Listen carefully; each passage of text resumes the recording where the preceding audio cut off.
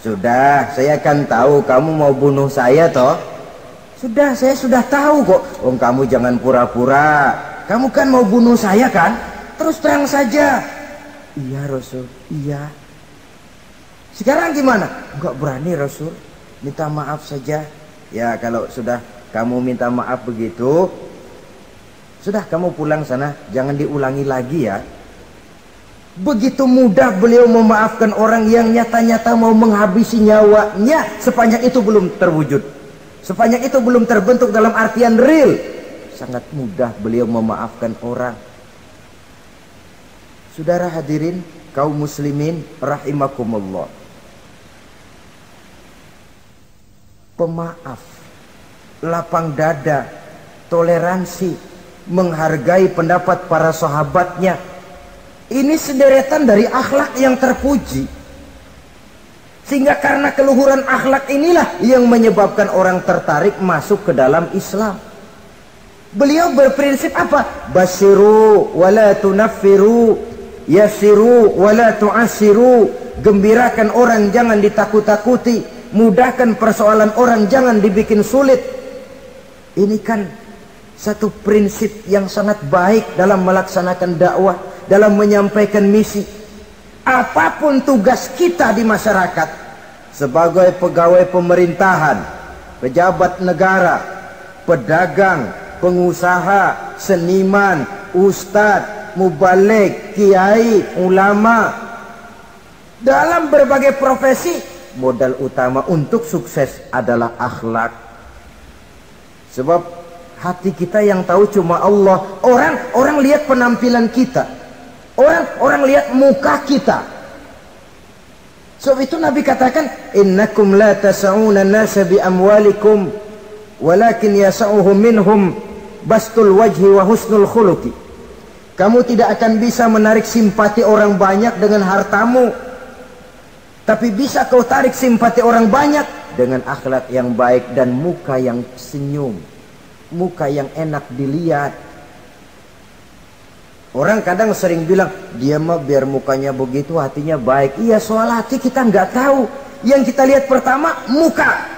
Bagaimana gue mau ikut dia mukanya kayak batu kuburan? Kesan serem pertama itu kan sudah ada. Walaupun kadang-kadang hati memang baik, tapi hati itu kan urusan Allah. Yang kita lihat pertama muka. Ini barangkali nanti termasuk teori dalam psychology of salesman ya, bahwa sesuatu yang baik kalau dihidangkan dengan cara yang tidak baik, orang tidak akan tertarik. Lihat saja, orang sekarang ini kan entah makin lajunya dunia bisnis kita, masuk ke rumah-rumah kita cuma menawarkan air jahe, menawarkan sasa, menawarkan kecap bango, menawarkan barang-barang yang kelihatannya remeh. Ini kan termasuk psychology of salesman. Yang datang ya biasanya perempuan, wajahnya ya lumayan, paling kurang sedikit di atas 6 lah begitu. Nah, lalu tutur katanya sopan, masuk ke rumah ndak sungkan, ada rasa familiar, rasa kekeluargaan, lalu datang. Taktik untuk menawarkan barang yang jadi merek dagangannya. Nah, Islam ini agama yang baik. Kalau disampaikan dengan cara yang tidak baik, sadis, memponis, orang akan lari dan jauh. Menyinggung, bukan menyentuh. Siapapun kalau tersinggung lari, tapi kalau tersentuh, dia akan mendekat. Apaan lo Islam sembayang begitu? Mikir nih anak, gue sembayang diomelin, mendingan kagak sembayang sekalian ketahuan. Saudara hadirin yang saya muliakan, ini yang diberikan contoh oleh baginda Nabi. Apapun tugas kita, pedagang utamakan akhlak, petani utamakan akhlak, seniman utamakan akhlak, mubaligh utamakan akhlak, pejabat negara utamakan akhlak, pelayan dan pengabdi masyarakat utamakan akhlak. Saudara hadirin yang saya hormati, kaum muslimin yang berbahagia. Jadi untuk sukses di masyarakat, untuk sukses di tempat tugas, modal utama adalah akhlak. Dan ini yang dijadikan contoh dari Nabi kita Muhammad sallallahu alaihi wasallam. sepertiga waktunya untuk tugas. Dalam menjalankan dan melaksanakan tugas sebagai seorang rasul, menyampaikan risalah Islam, berhadapan dengan umat, modal utamanya adalah akhlak. Demikian juga kita di masyarakat. Dan akhlak itu memang harus dibiasakan sejak kita kecil, sehingga dengan demikian nilai-nilai yang baik akan terus terbawa sampai di hari tua kita. Saudara-saudara, rasanya kehancuran satu bangsa dimanapun di dunia ini selalu dimulai dengan kehancuran akhlak daripada bangsa itu sendiri. Dan kehancuran akhlak itu bisa saja terjadi di tengah kemakmuran ekonomi, di tengah maju dan canggihnya teknologi. Kapan? Apabila pegangan orang kepada agama sudah lemah dan rapuh.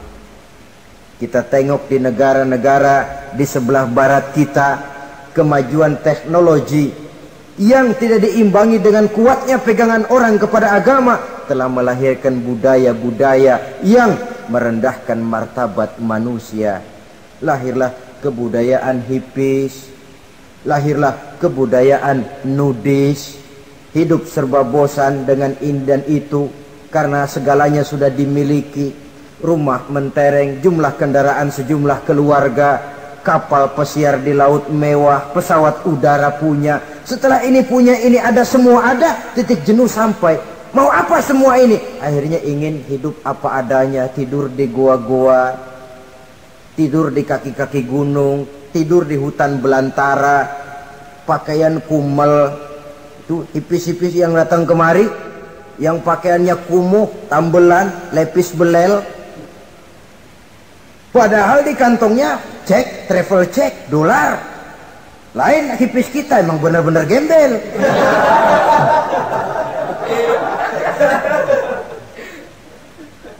Merasa jenuh, merasa bosan.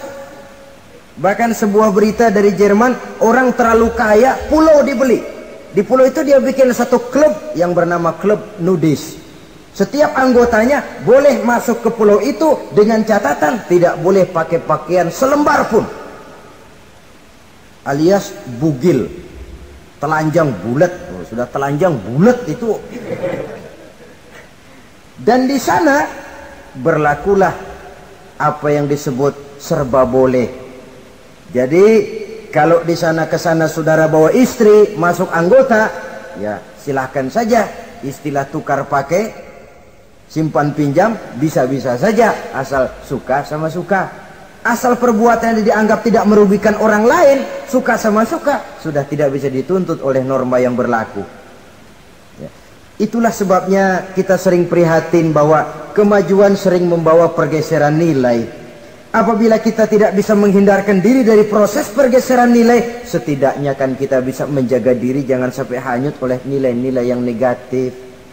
Akhlak baik sebagai muslim, baik sebagai bangsa Indonesia yang berkepribadian luhur, itu merupakan cerminan kita. Saya prihatin, belum lama diselenggarakan kontes bibir terindah. Kontes bibir terindah itu kira-kira apa manfaatnya? Apa yang jadi ukuran? Dan bukankah bibir karunia Tuhan? Ya kalau yang bibirnya mungil bisa ikut kontes lah, kalau yang jebleh gitu.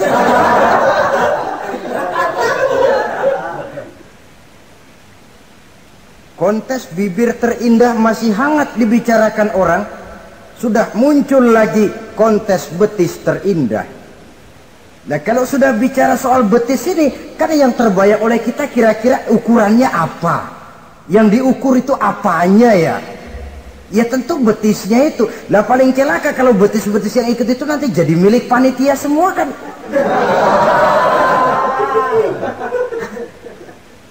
Yang tidak usah kita mengukur dengan kacamata agama, dengan budaya kita sebagai bangsa Indonesia yang berfalsafahkan Pancasila, rasanya mendengarnya saja kok sudah ndak sreg gitu loh. Ndak pas untuk ukuran kita sebagai bangsa yang berfalsafahkan Pancasila. Saudara-saudara kaum muslimin rahimakumullah. Ini yang saya maksud tadi, proses pergeseran nilai.